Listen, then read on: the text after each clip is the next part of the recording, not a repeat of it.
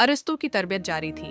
सिकंदर ज़हानत में बढ़ रहा था, समझ में पख्ता हो रहा था, लेकिन दुनिया कभी भी एक बढ़ते हुए शहजादे को बगैर आजमाइश के नहीं छोड़ती। एक सुबह महल में हड़बड़ाहट मच गई। मुहाफिजों ने बादशाह फलप को खबर दी, जनाब, सरहद पर बगावत भड़क उठी है और बागी फौज हमारी तरफ बढ़ रही है। महल में सन्नाटा छा गया। सबकी नज़रें सिकंदर पर थीं। वो जवान था, लेकिन उसका दिल शेर जैसा था। सिकंदर ने आगे बढ़कर कहा, आबा जान, मुझे जाने दें। ये वक्त है देखने का कि आपका बेटा सिर्फ पढ़ रहा है या कुछ सीख भी रहा है। बादशाह फलप ने गहरी नज़र से बेटे को देखा। उसे मालूम था कि सिकंदर बहादुर है, लेकिन क्या वो समझदार भी बन चुका है? उस रात फलप ने अरिस्तु को बुलाया। उस्ताद, सिकंदर जंग पर जाना चाहता है, मैं क्या करूं? अरिस्तु मुस्कुरा दिए। बादशाह फलप, जंगे तलवारें जीतती हैं, मगर सल्तनतें अक्ल से बनती हैं। सिकंदर को जाने दें, लेकिन तलवार के साथ इसका ज़हन भी तैयार है। सिकंदर की क़ियादत का पहला इम्तिहान सिकंदर फौज के सामने खड़ा हुआ।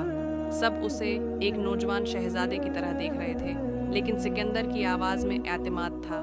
हम जंग नहीं लड़ने जा रहे, हम एक गलती को रोकने जा रहे हैं। अगर हमने समझदारी दिखाई तो खून बहाए बगैर भी जीत हो सकती है।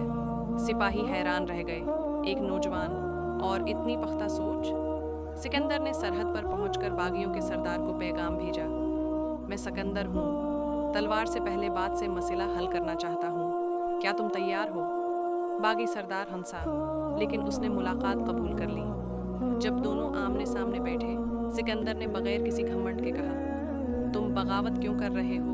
हम सुनने आए हैं, लड़ने नहीं। बागी चंद लम्हे खामोश रहा, फिर बोला, हमें लगता है बादशाह हमें भूल गया है, हमारे मसाइल नहीं सुनता। सिकंदर ने फौरन अपने मुहाफिज को हुक्म दिया, आज से उनकी शिकायतें महल तक सीधी पहुंचाई जाएंगी और मैं खुद हर माह आकर उनका हाल पूछूंगा। सरदार चौंक गया। एक शहजादा जो सुन भी रहा था और हल भी कर रहा था। सरहद पर मौजूद लोग सिकंदर को देखते ही पुकार उठे, यही तो असल बादशाह होता है।